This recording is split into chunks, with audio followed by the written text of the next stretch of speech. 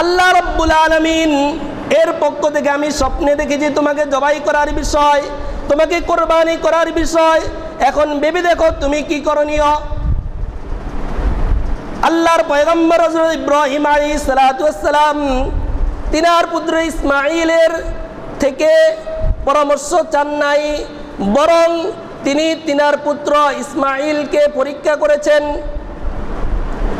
যে যদি আমার সন্তান অনেক দীর্ঘ সময় অপেক্ষা করার পর আল্লাহ রাব্বুল আলামিন আমাকে দান করেছেন এবং সন্তান একটা উপযুক্ত বয়সে উপনীত হয়েছে, এরপরও আল্লাহ পাকের নির্দেশ আমাকে পালন করতে হবে। আল্লাহ মহান, তুমি আল্লাহ মহান, তুমি দয়াবান, তুমি মেহেরবান। আল্লাহ আলহামদুলিল্লাহ, আল্লাহ পরওয়ারদিগার আলমের শাহী দরবারে লাখো কোটি শুকর ও সুজুদ যে আল্লাহ রাব্বুল আলামিন দয়া করে, মায়া করে, অনুগ্রহ করে দুনিয়ার সমস্ত ঝামেলা থেকে মুক্ত রেখে বর্তমান বৈশ্বিক করোনা ভাইরাসের এই পরিস্থিতিতে আল্লাহ পাক সুস্থ রেখে আল্লাহ পাকের মহান হুকুম সালাতুল জুমআ আদায় করার লক্ষ্যে আমাদেরকে পবিত্র জিলকদ মাসের শেষ জুমাতে সমবেত হওয়ার তৌফিক দান করেছেন। এজন্যে আমরা সকলে অন্তরের অন্তঃস্থল থেকে সুউচ্চ আওয়াজে কালিমাতুশ শুকর আদায় করি আলহামদুলিল্লাহ।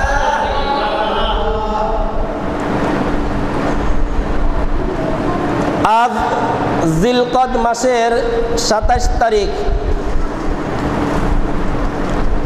বর্তমান আরবি যে মাস চলতেছে এই মাসের শেষের দিকে আমরা উপনীত হয়েছি। আমাদের সামনে আসতেছে জিলহজ মাস। জিলহজ মাসে হজের মৌলিক কাজকর্ম আমলসমূহ করা হয়ে থাকে। আর জিলহজ মাসের আরেকটা গুরুত্বপূর্ণ আমল হচ্ছে কোরবানি। যেহেতু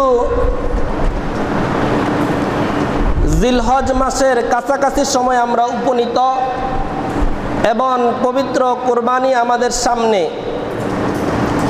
তাই পবিত্র কুরআনুল কারীমের সূরাতুল হজ কোরবানি সম্পর্কিত একটি আয়াত এবং রাসূল করিম সাল্লাল্লাহু আলাইহি ওয়াসাল্লামের অসংখ্য হাদিস থেকে একখানা হাদিস তেলাওয়াত করেছি। এই সম্পর্কে কিছু কথা আলোচনা করার লক্ষ্যে ওমা তৌফিক ইল্লা বিল্লাহ।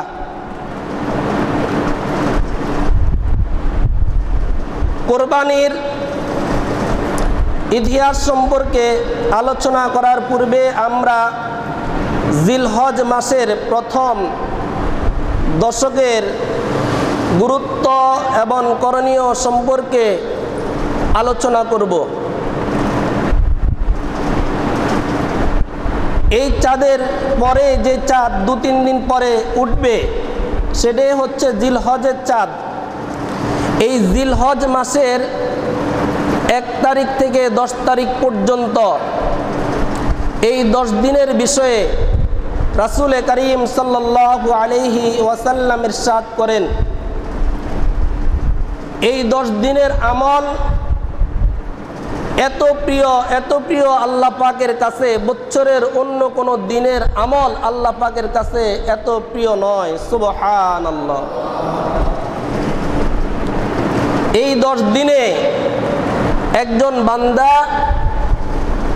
যদি কাজে লাগায় এই 10টা দিনকে, তাহলে সে আখিরাতের 1000 বছরের কামাই অল্প সময়ে করা তার পক্ষে সম্ভব হয়।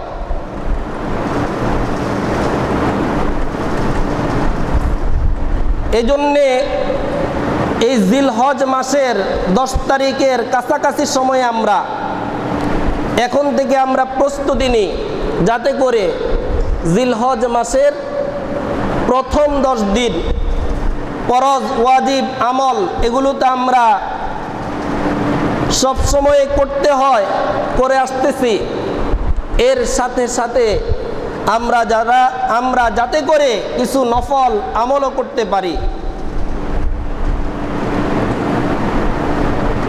নফল রোজাও রাখা যায় এবং রাত্রে নফল ইবাদত আমরা কিছু না কিছু করবে ইনশাআল্লাহ। আমরা নিয়ত পাকাপুক্ত করে নিই। এই 10 দিনের আমল আল্লাহ পাকের কাছে অনেক প্রিয়। তাহলে একটা বিষয় আমরা বুঝলাম যে এই 10 দিনে আমাদেরকে অন্য দিনের তুলনায় আমল কম করা লাগবে না আরো বেশি করতে হবে? বেশি করতে হবে। আরেকটা গুরুত্বপূর্ণ আমল হচ্ছে জিলহজ মাসে চাঁদ উঠার আগে কেউ যদি তার শরীরের অঙ্গ প্রত্যঙ্গের মধ্যে যে সমস্ত বিষয় পরিষ্কার করার আছে, যেমন নখ কাটা, মোচ কাটা, বগল পরিষ্কার করা, নাভির নিচ পরিষ্কার করা, এগুলো জিলহজের চাঁদ উঠার আগেই সেরে নেয়। জিলহজের 1 তারিখ থেকে ঈদের দিন পর্যন্ত এগুলো কাটা থেকে পরিষ্কার করা থেকে বিরত থাকে। তাহলে আল্লাহ রাব্বুল আলামিন তাকে একটা কুরবানি করার সওয়াব দান করবেন। সুবহানাল্লাহ। কি বলেন, আমলটা সহজ না? একটু খেয়াল করলে হয়ে যায়। এগুলো তো আমাদের পরিষ্কার করাই লাগে, আমরা তো পরিষ্কার করেই থাকি। অনেকে আছেন প্রত্যেক সপ্তাহে করে থাকেন সাপ্তাহিক সুন্নত হিসাবে। তো এই সময়ে যারা প্রত্যেক সপ্তাহে আমরা করি, এই 10 দিন আমরা করব না। যারা কোরবানি দিবেন তারা কোরবানির পশু জবাই করার পরে এই কাজগুলো সেরে নেবেন। যারা কোরবানি দেওয়ার সামর্থ্য নাই বা দিবেন না, তারা এর পূর্বেই এগুলো সেরে নিতে পারবে, অর্থাৎ ঈদের দিন পশু জবাইয়ের আগে। এই আমলটা অনেক সহজ, কিন্তু এর সওয়াবও অনেক বেশি। আমরা নিজেরা তো করবেই, আমাদের ঘরের যে সমস্ত ছেলে সন্তান আছে তাদেরকে উদ্বুদ্ধ করব যাতে করে এই আমলটা তারাও করে। দেখা যায় আমার ছেলে সন্তানের সবার পক্ষ থেকে আলাদা আলাদা কোরবানি দেওয়ার সামর্থ্য আমার নেই। এই আমলটা যদি তাদের দ্বারা করিয়ে দিতে পারি তাহলে প্রত্যেকে তো একটা কোরবানির সওয়াব পেয়ে যাবে। কি বলেন, ঠিক কি না? হয়তো আমি আমার পক্ষ থেকে কোরবানি করে থাকি, আমার বিবির পক্ষ থেকে কোরবানি দেওয়ার সামর্থ্য আমার নেই, বা তারও সামর্থ্য নেই যে সে তার নামে কোরবানি দিবে। এই আমল করলে আল্লাহ পাক রব্বুল আলামিন এই আমলের উসিলায় একটা কোরবানির সওয়াব তাকে দান করবেন। সুবহানাল্লাহ। এই কোরবানির ইতিহাস সম্পর্কে আমরা এখন আলোচনা করব। আমরা প্রচলিত যেই কোরবানি করে থাকি, আমাদের উপর যেই কোরবানির বিধান আরোপ করা হয়েছে, এটি হযরত ইব্রাহিম আলাইহিস সালামের পুত্র ইসমাইলকে জবাই করার যে স্বপ্ন দেখানো হয়েছে, তিনি সেটা বাস্তবায়ন করার জন্য রেডি ছিলেন। এই আমলকে আল্লাহ পাক পছন্দ করে এটাকে কিয়ামত পর্যন্ত স্মরণ রাখার জন্যে আল্লাহ পাক রব্বুল আলামিন এই আমলকে জারি রেখেছেন। কোরবানি হযরত আদম আলাইহিস সালাম থেকেও ছিল, তবে বর্তমানে আমরা যে সিস্টেমে কোরবানি করি এই সিস্টেম ছিল না। যাই হোক, দীর্ঘ ইতিহাস বলার সময় আমাদের হাতে নেই। সংক্ষিপ্তভাবে আমরা কোরবানির ইতিহাস আলোচনা করব।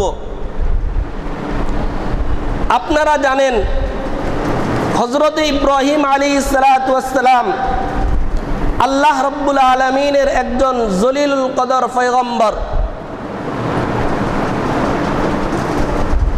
ইব্রাহিম আলাইহিস সালাতু ওয়াস সালাম প্রায় সারা জীবনে নিঃসন্তান ছিলেন, তিনার সন্তান হইতো না। আল্লাহ পাকের কাছে দোয়া অব্যাহত রাখলেন, আল্লাহ পাকের কাছে দোয়া করতেন বারবার, রব্বি হাবলি মিনাস সালিহিন। সূরা সাফফাতের মধ্যে আল্লাহ পাক তুলে ধরেছেন, রব্বি হাবলি মিনাস সালিহিন, হে আল্লাহ আপনি আমাকে নেককার সন্তান দান করেন। কে দোয়া করতেন? হযরতে ইব্রাহিম আলাইহিস সালাতু ওয়াস সালাম। কার কাছে দোয়া করতেন? আল্লাহর কাছে। দোয়া করতে করতে আল্লাহ রাব্বুল আলামিন তিনার দোয়া কবুল করলেন যখন তিনার বয়স 120 বছর। কত বছর? 120 বছর। তিনার বিবির বয়স 99 বছর। বিবির বয়স 99 বছর। দীর্ঘ সময় নিঃসন্তান, বয়স যখন 120 বছর, বিবির বয়স 99 বছর। এই সময়ে আল্লাহ রব্বুল আলামিন তিনাকে সন্তান দান করলেন। সন্তানের নাম হযরতে ইসমাঈল আলাইহিস সালাতু ওয়াস সালাম। পরবর্তীতে আল্লাহ তাআলা তিনাকে আরেকজন সন্তান দান করছেন, তার নাম ইসহাক আলাইহিস সালাতু ওয়াস সালাম। এই ইসমাঈল আলাইহিস সালাতু ওয়াস সালাম এর বয়স যখন এক বর্ণনা মতে 13 বছর, আরেক বর্ণনা মতে 7 বছর। আল্লাহ পাক কোরআনে কারীমের মধ্যে বয়সটা উল্লেখ করেন নাই। আল্লাহ পাক বলেছেন ফালাম্মা বালাগা মাআহুস সাইয়া, যখন এই সন্তান তিনার পিতার সাথে চলার উপযোগী হয়েছেন, কাজকর্ম করার উপযোগী হয়েছেন, মোটামুটি চলাফেরা করতে পারেন, এরকম একটা সময় যখন সন্তানের হয়, তখন একজন পিতা সন্তানকে নিয়ে বিভিন্ন স্বপ্ন দেখে। কি বলেন, ঠিক কিনা? আমার সন্তানকে আমি এভাবে গড়ে তুলব। সন্তানের জন্য বিভিন্ন প্ল্যান করে, প্রোগ্রাম করে। এই সন্তানকে নিয়ে একজন পিতা বিভিন্ন স্বপ্ন দেখে, তার জিন্দেগির জন্য এই সন্তান সুখময় হবে।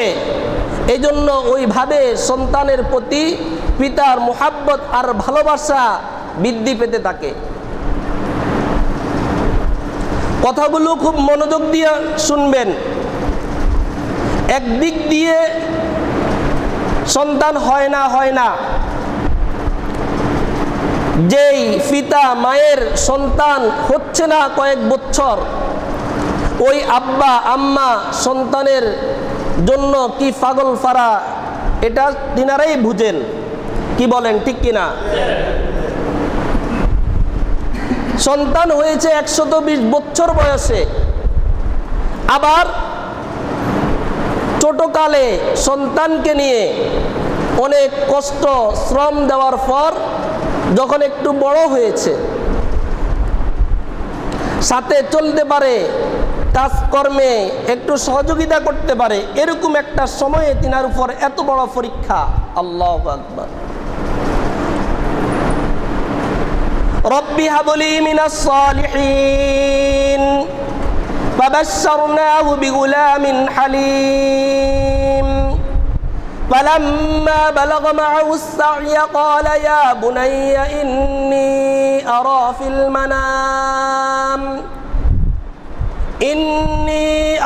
المنام أني أذبحك فانظر ماذا ترى সন্তান যখন তিনার পিতার সাথে চলার উপযোগী হয়েছে, আল্লাহ রব্বুল আলামিন তিনাকে স্বপ্নে দেখিয়েছেন হযরতে ইব্রাহিম আলাইহিস সালাতু ওয়াস সালামকে যে আপনার প্রিয় বস্তুকে আপনি কুরবানি করেন। হযরত ইব্রাহিম আলাইহিস সালাতু ওয়াস সালাম বিভিন্নভাবে চিন্তা করে স্থির হলেন যে এই পৃথিবীর বুকে তিনার সবচাইতে প্রিয় বস্তু হচ্ছে তিনার পুত্র ইসমাঈল। তিনার পুত্র ইসমাঈল আলাইহিস সালাতু ওয়াস সালাম হচ্ছে সবচাইতে প্রিয়। মুফাসসিরিনে কেরাম তাফসীরের কিতাবের মধ্যে উল্লেখ করেছেন অনেক কথা। ওই দিকে যদি যাই তাহলে এই পুরা ইতিহাস বলার জন্যেই 5-6 জুমা আমাদের দরকার। মোটামুটি আল্লাহ পাক আয়াতে যে কথাগুলো বলেছেন এগুলোর তরজমা এবং বোঝার জন্য উপযোগী সংক্ষিপ্ত কিছু তাফসীর করতেছি।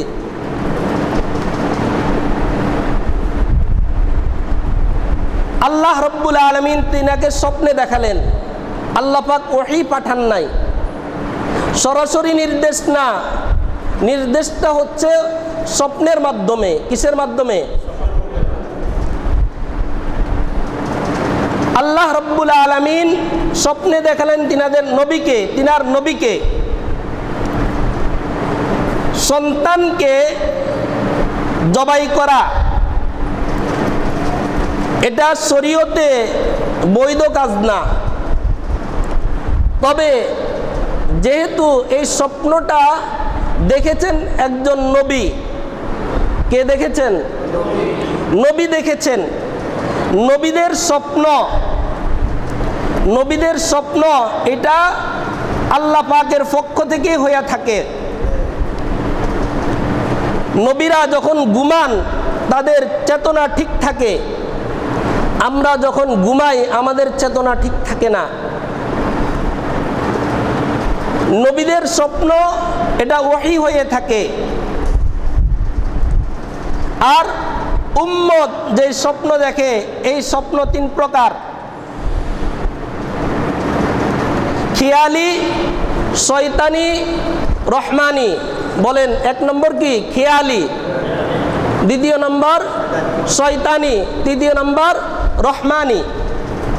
আর আম্বিয়া আলাইহিস সালাতু ওয়াস সালামের স্বপ্ন রহমানি হয়ে থাকে, খিয়ালিও হয় না এবং শয়তানিও হয় না। খিয়ালি স্বপ্ন কি? যেমন একজন মানুষ দিনভর যে বিষয়টা নিয়ে খেয়াল করে, ধারণা করে, চিন্তা ফিকির করে, ওই বিষয়টা সে ঘুমে দেখে। এটা হচ্ছে সে দিনের বেলায় এই বিষয়টা নিয়ে মাথার মধ্যে শুধু ঘুরছে, এজন্য ঘুমেও সেটা স্বপ্নে দেখেছে। এটা হলো খেয়ালি স্বপ্ন। দিনে বেশি চিন্তা করছে এটা নিয়ে, এজন্য রাত্রে স্বপ্নে দেখেছে। কি বলেন, এরকম হয় না? যে কাজে ব্যস্ত থাকে দিনে, সে ঘুমের মধ্যে অনেক সময় ওই বিষয়টা দেখে। যেমন বোর্ডের সময় আসলে অনেকে মিছিল করে, অমুক ভাইয়ের চরিত্র ফুলের মতো পবিত্র, এরকম চিৎকার দেয়। সারাদিন সে মিছিল মিটিংয়ে থাকে। রাত্রে যখন ঘুমায় তখনও ঘুম থেকে এগুলো স্বপ্নে দেখে। সে মিছিল করতেছে, চিৎকার করতেছে, হাত উপরে উঠাইতেছে। তখন বিবি মনে করে তাকে জিনে ধরছে। কি বলেন, ঠিক কিনা? আসলে সে স্বপ্নে দেখতেছে। এই স্বপ্নটা হচ্ছে স্বপ্নে খেয়ালি। আরেকটা হচ্ছে শয়তানি, যেটা শয়তান দেখায়। এটা কিভাবে বুঝবেন? বুঝার একটা উপায় হচ্ছে এই যে স্বপ্নে আপনি ঘুমালে বিভিন্ন জিনিস দেখেন, খুব আতঙ্ক হয়ে যান এবং আপনি যেই স্বপ্ন বাস্তবায়ন করতে গেলে বিপদগামী হবেন, বিপদগামী করার জন্য শয়তান দেখায়। এটা হলো স্বপ্নে, এই স্বপ্নটা হচ্ছে শয়তানি। যেমন স্বপ্নে আপনি দেখলেন আপনি যদি অমুক মাজারের মধ্যে একটা ছাগল দেন তাহলে আপনার ব্যবসায় উন্নতি হবে। কি বলেন? অমুক যদি আপনি পূজা মণ্ডপে গিয়ে দুধ কলা দেন তাহলে আপনার ব্যবসার উন্নতি হবে। এগুলো যদি স্বপ্নে দেখেন, এগুলো বাস্তবায়ন করা যাবে? শরীয়ত বিরোধী কোনো স্বপ্ন দেখা অথবা স্বপ্নে কঠিনভাবে ভয় পাওয়া, এটা হলো, এই স্বপ্নটা হলো শয়তানের পক্ষ থেকে হয়। আরেকটা হলো স্বপ্নে রহমানি, আল্লাহ পাকের পক্ষ থেকে। কখনো আল্লাহ পাক তার বান্দাদেরকে সতর্ক করবার জন্যে বিভিন্ন স্বপ্ন দেখান, বিভিন্ন স্বপ্ন দেখান। স্বপ্নের আবার বিভিন্ন তাবির হইয়া থাকে, মৌসুম ভিত্তিক তাবিরের মধ্যে পরিবর্তন হয়, সেটা ভিন্ন একটা আলোচ্য বিষয়। যাই হোক, এই তিন প্রকারের স্বপ্নের মধ্যে আম্বিয়া আলাইহিস সালাতু ওয়াস সালামের স্বপ্ন সেটা শুধু রহমানি হয়ে থাকে, আল্লাহ পাকের পক্ষ থেকে হয়। এজন্যে আল্লাহর পয়গম্বর হযরত ইব্রাহিম আলাইহিস সালাতু ওয়াস সালাম যে স্বপ্নে দেখলেন প্রিয় বস্তুকে কোরবানি করো, তিনি বুঝে ফেললেন যে এর অর্থ হচ্ছে আমার প্রিয় বস্তু ইসমাইলকে জবাই করতে হবে।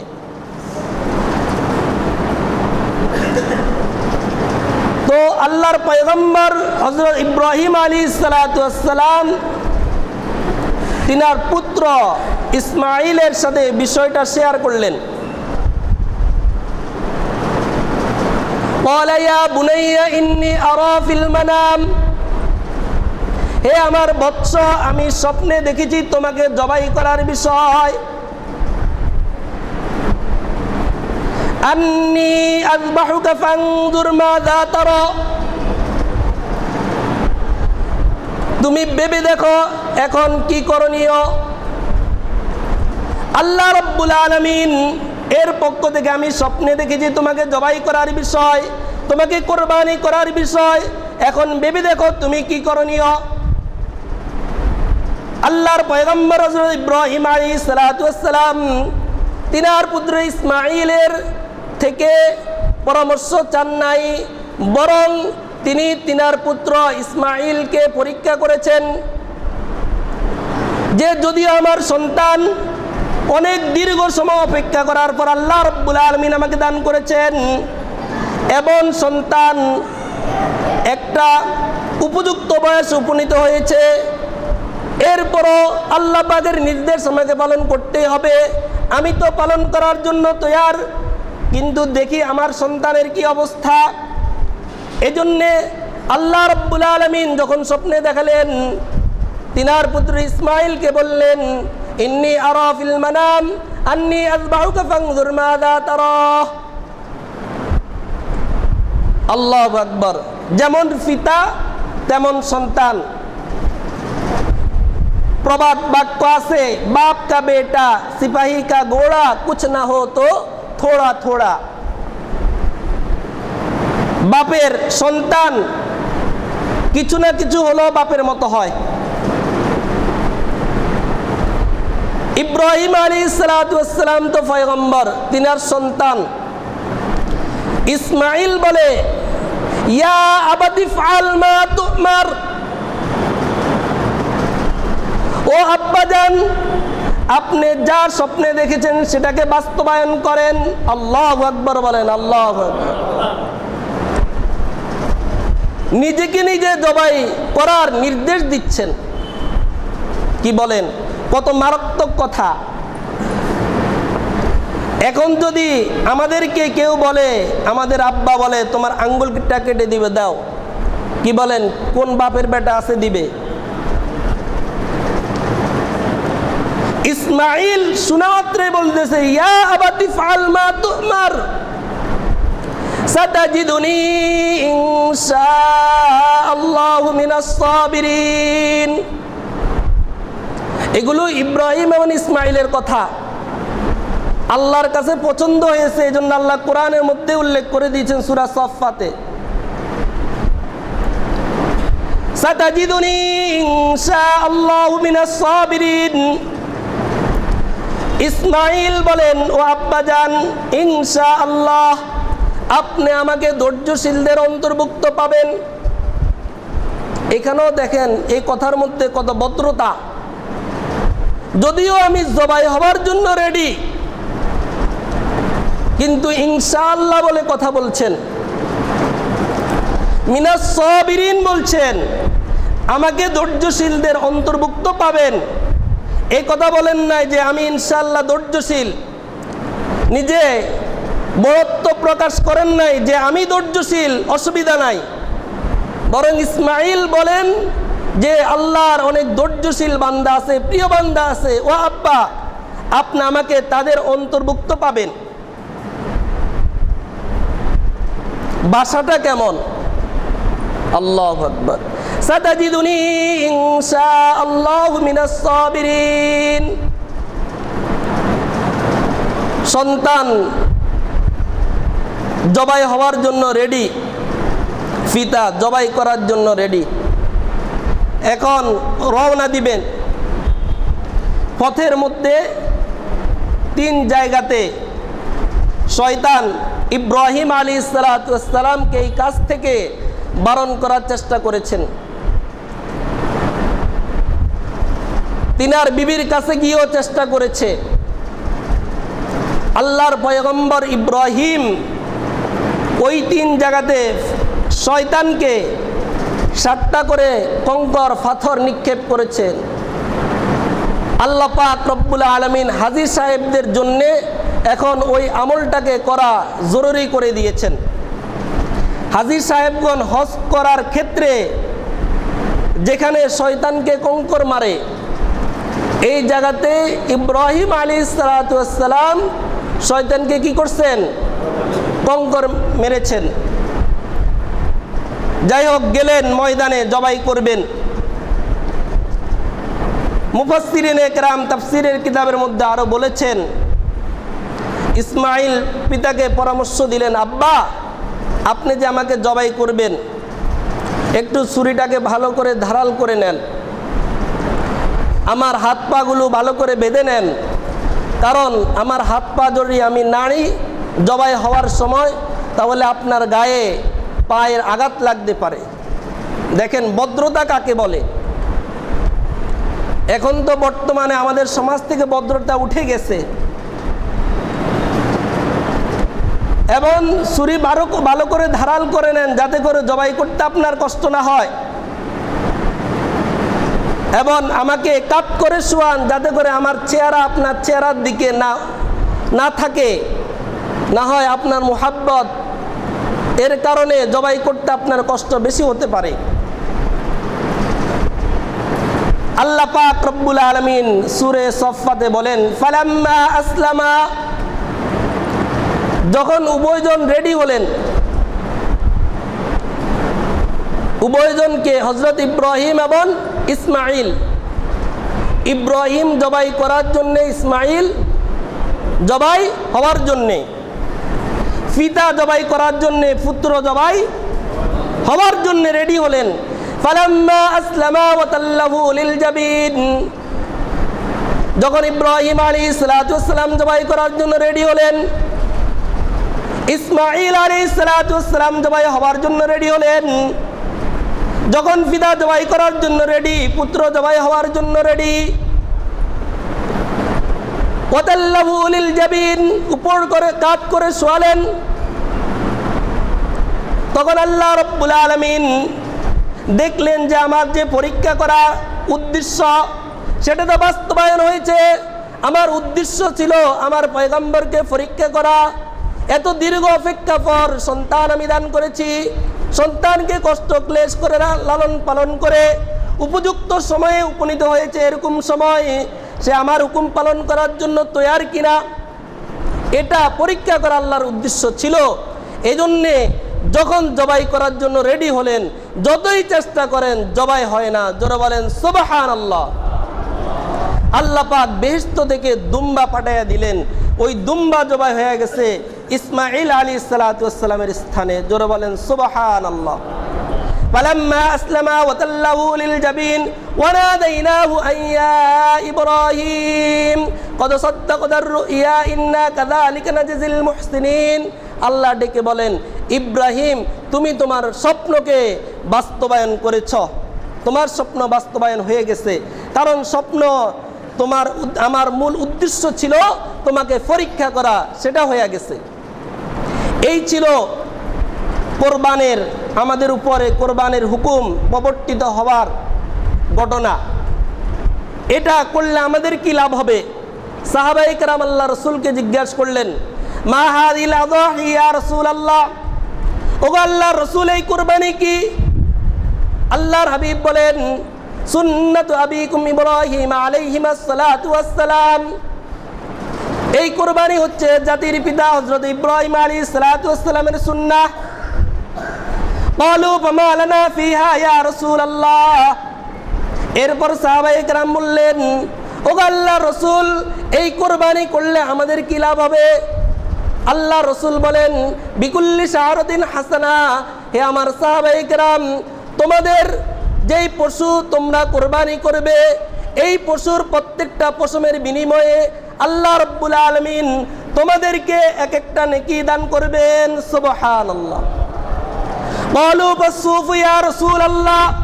ওগো আল্লাহর রাসূল বেড়ার তো অনেক পশম হয়ে থাকে, এর বিনিময়ে কি আল্লাহ পাক আমাদেরকে নেকি দিবেন?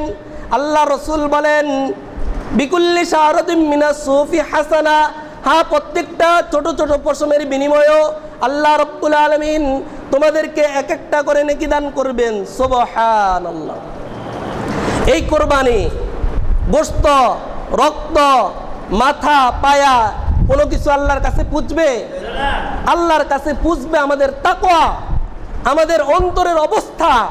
যেরকম অন্তরের অবস্থা দেখেছেন আল্লাহ পাক ইব্রাহিম আলাইহিস সালাতু ওয়াস সালামের, এজন্য আল্লাহ পাক দেখতে চান আমার বান্দারা আমার দেওয়া সম্পদ দ্বারা আমাকে সন্তুষ্ট করার জন্য কোরবানি করে কিনা। যারা হালাল টাকা দিয়ে সহিহ নিয়তে কোরবানি করবে তাদের কোরবানি আল্লাহ পাক রব্বুল আলামিন কবুল করবেন। এমনকি কোরবানির পশুর রক্ত মাটিতে পড়ার আগেই আল্লাহ পাক কবুল করে নেবেন। জোরে বলেন সুবহানাল্লাহ। আল্লাহ পাক সূরা হজের মধ্যে বলেন, লা ইয়ানালাল্লাহু লুহুমুহা ওয়ালা দিমাউহা ওয়ালাকিন ইয়ানালুহুত তাকওয়া মিনকুম। তোমাদের কাছে, আমার কাছে তোমাদের কোরবানির পশু রক্ত গোশত কোনো কিছুই পৌঁছায় না, বরং আমার কাছে পৌঁছে তোমাদের দিলের অবস্থা, তাকওয়া, আন্তরিকতা। এজন্য আন্তরিকতার সাথে আল্লাহকে সন্তুষ্ট করার নিয়তে আমরা কোরবানি করার চেষ্টা করব। আল্লাহ রব্বুল আলামিন আমাদের সবাইকে সহিহ তরিকায় সহিহ নিয়তে কোরবানি করার তৌফিক দান করেন। সকলে বলি আমিন।